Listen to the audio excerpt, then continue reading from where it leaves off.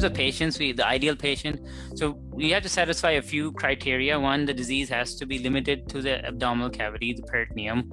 If you have metastatic disease to the bones, to the chest, to the lungs, then they wouldn't benefit from a localized treatment that is cytoreductive surgery and HIPEC, which is treating just disease in the abdominal cavity. So that is a important criteria. Other important one is a patient functional status, or how healthy the patient is. So generally, we would not offer this huge operation and hot chemotherapy to someone who's frail and older with a lot of comorbid conditions. We want to get them through a big operation safely. So those are a few main things that are there. And then we do look at extent of disease. We want to make sure that if we are operating, we can take out all the disease.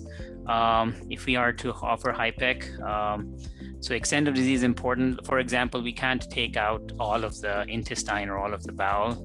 So surgery that is going to be incompatible with life would not be the right person to operate on.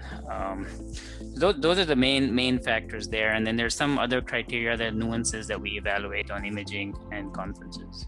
It is a multifactorial discussion.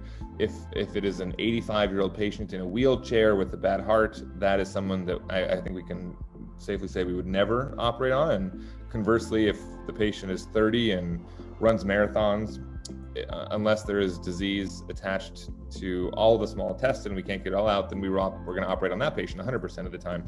But it is very individual patient dependent, and it does have, as Nabeel said, it has to do with their comorbidities, and oftentimes the characteristics of the tumor itself, to how aggressive it looks under the microscope, and whether we ought to pursue chemotherapy prior to surgery.